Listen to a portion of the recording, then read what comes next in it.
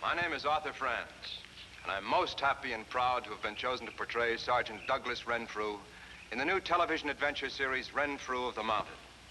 Based on the celebrated stories from the gifted pen of Laurie York Erskine, which have delighted the American public for decades, and which further thrilled a vast radio audience for years. The character of Renfrew has become, and is certainly one of the best-liked fictional heroes of modern times. Each week, the ready-made audience of Renfrew will now have the opportunity to follow and for the first time see each exciting episode which develops against the vast, far-flung, dangerous Northwest Territories. Every exploit will combine action with adventure, drawn from the true files of the Royal Canadian Mounted Police, with all their splendor and tradition. But at the same time, Renfrew of the Mounted will be completely wholesome entertainment to be enjoyed by the whole family. I know that you will agree with me after witnessing the following show, that Renfrew of the Mounted will rapidly prove to be a highly rated commercial television series. And now, thank you. I'm looking forward to seeing you every week as Sergeant Renfrew.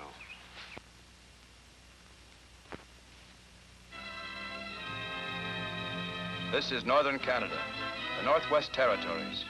Over 1,200,000 savage miles and about 16,000 people. Some of them are hunters, others are trappers, miners, prospectors, and one of them is wanted for murder.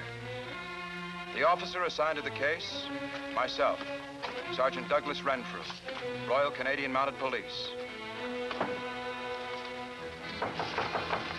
Come in.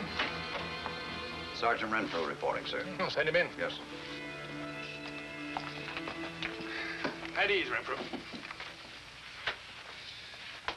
Huh. You're gaining weight, Sergeant. Post life softens a man. Does that mean I'm taking a trip, sir? Constable Watkins tells me you're reopening the Pierre Cateau case. Constable Watkins' tongue wags too loosely. I must caution him. But to answer your question, no. I am not reopening the Cateau case. Some new evidence is. I suppose you recall most of the facts concerning the Cateau murder? What facts there were, sir? I trailed a half a dozen possible suspects. Lost them all. We never lose them, Sergeant Renfrew. We may mislay them for a while, but that's all. According to records, Pierre Cateau, an old trapper, was found dead outside a cabin belonging to one Jess Omega. They fished a .30 caliber rifle slug out of his body, but no gun was found, so we ruled out suicide. Yes, I know old Cateau. He was quite a character. I used to hunt with him. Omega was the prime suspect. That's why I put you on the case. Yes, I chased him all the way to the border till I mislaid him.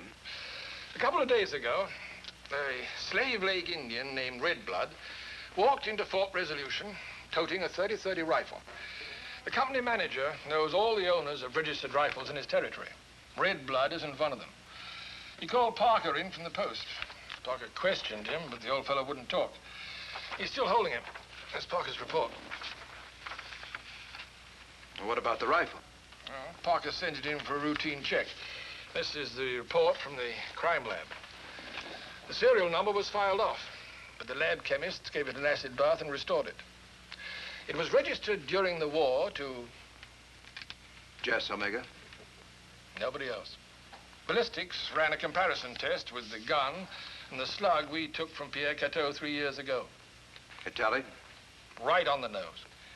Well, do you think Red Blood got this gun from Jess Omega? That's what we've got to find out.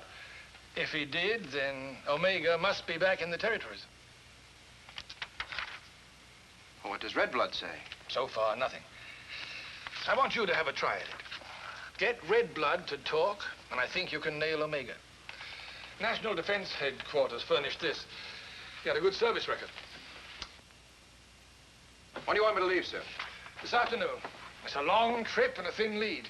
But if it does take you to Omega, he won't be easy.